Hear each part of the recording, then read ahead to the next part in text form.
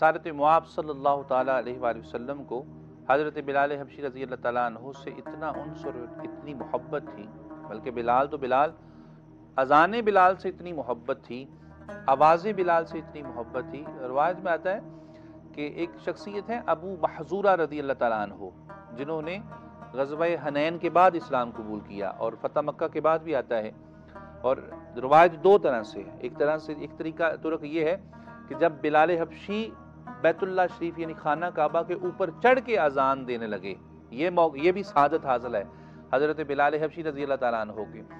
کہ آپ رضی اللہ تعالیٰ عنہ جب فتح مکہ ہوا تو حضور سید عالم علیہ السلام نے ارشاد فرمایا، بلال آج میرا دل کرتا ہے کہ تو کعبہ شریفہ کے اوپر چڑھ کے اذان دے۔ اور عاشقوں نے لکھا ہے کہ جب بلال حبشی رضی اللہ تعالیٰ عنہ کعبہ شریف کی طرف اوپر چڑھے نا، تو عرض کی سونا جب پہلے اذان دیتا تو اپنا چہرہ کعبہ شریف کی طرف کرتا تھا، آج کعبے کے اوپر ہوں، آج کدھر چہرہ کروں؟ تو آپ رسالت مآب علیہ السلام سے فرمایا، بلال جدھر تیرا دل کرتا ہے آج چہرہ ادھر کر لے۔ تو راوی نے لکھا ہے کہ حضرت بلال حبشی نے اپنا رخ مصطفیٰ کی طرف کر لیا، یعنی کہ بلال نے کائنات کو بتا دیا کہ بے شک ساری کائنات کا کعبہ یہ ہے اور میرا کعبہ حضور کی ذات ہے۔ دوستان محترم، حضرت ابو محذورہ، ایک روایت میں یہ کہ مقام حنین سے واپسی پر کہ ادھر بلال حبشی رضی اللہ تعالیٰ عنہ نے اذان دینی شروع کی اور ہم نے استہزاء کرنا شروع کر دی، یعنی کہ مذاق کرنا شروع کر دیا، حضرت بلال حبشی کی نقلیں اتارنا شروع کر دیں۔ خدا کا کرنا ایسا ہوا کہ بلال ادھر اذان دے رہے ہیں، ادھر سے حضور سید عالم علیہ السلام کا گزر ہماری طرف سے ہوا، اور حضور سید عالم علیہ السلام نے ہماری نقلیں سن لی اور صحابہ کو حکم فرمایا، ان بچوں کو پکڑ کے لے کے آؤ۔ ابو محذورہ فرماتے ہیں، چونکہ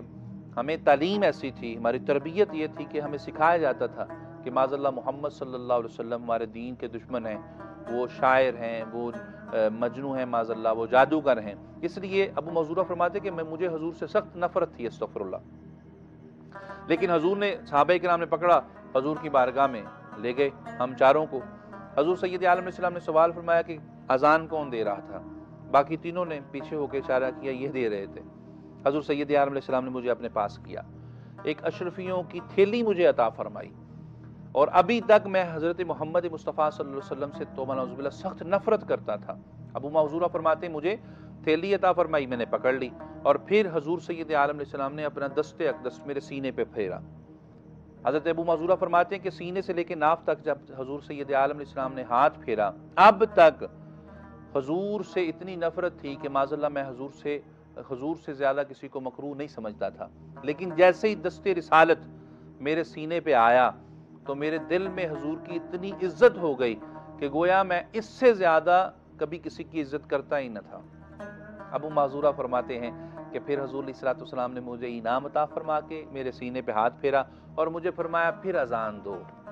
ابو محذورہ فرماتے ہیں، میں نے پھر اسی طرح حضرت بلال حبشی رضی اللہ تعالیٰ عنہ کی آواز میں ان کی نقل اتارتے ہوئے وہی اذان کے کلمات پڑھے، تو حضور کو اتنے پسند آئے وہ کلمات۔ حضور سید عالم علیہ السلام نے حضرت ابو محذورہ سے محبت اور شفقت کرتے ہوئے ایک اشرفیوں کی تھیلی عطا فرمائی، اور روایت میں آتا ہے کہ پھر وقت گزرا، حضور سید عالم، چونکہ یہ فتح مکہ کے بعد کا واقعہ ہے، تو حضور سید عالم علیہ السلام نے حضرت ابو محذورہ رضی اللہ تعالیٰ عنہ کی ذات اقدس کو مکہ شریف میں بیت اللہ شریف کا مؤذن مقرر فرمایا۔ اب دیکھیں کہ یہ وسیلہ کون بنا؟ ذات بلال حبشی، کہ بلال حبشی کی نقل اتاری اور حضور کو وہ نقل اتنی پسند آئی، حضور نے وہ نقل سنی بھی اور پھر انعام بھی عطا فرمایا، ایمان بھی عطا فرمایا، اور پھر ایمان عطا فرمانے کے بعد مکہ شریفہ بیت اللہ شریف کا مؤذن مقرر فرما دیا حضرت ابو محذورہ۔ اور روایت میں آتا ہے کہ وصال مصطفیٰ صلی اللہ علیہ وسلم کے بعد جب حضرت بلال حبشی رضی اللہ تعالیٰ عنہ نے اذان چھوڑی تھی، مدینہ شریف سے نکل کے آپ حلب چلے گئے، تو اس وقت بعد حضرت بلال کے حضرت ابو محذورہ رضی اللہ تعالیٰ عنہ کی ذات اقدس مدینہ شریف مسجد نبوی شریف کے مؤذن مقرر ہوئے۔ یہ ہے عشق حضرت بلال حبشی، اور یہ ہے حضرت بلال حبشی کی قدر و قیمت حضور سید عالم اسلام کی نگاہ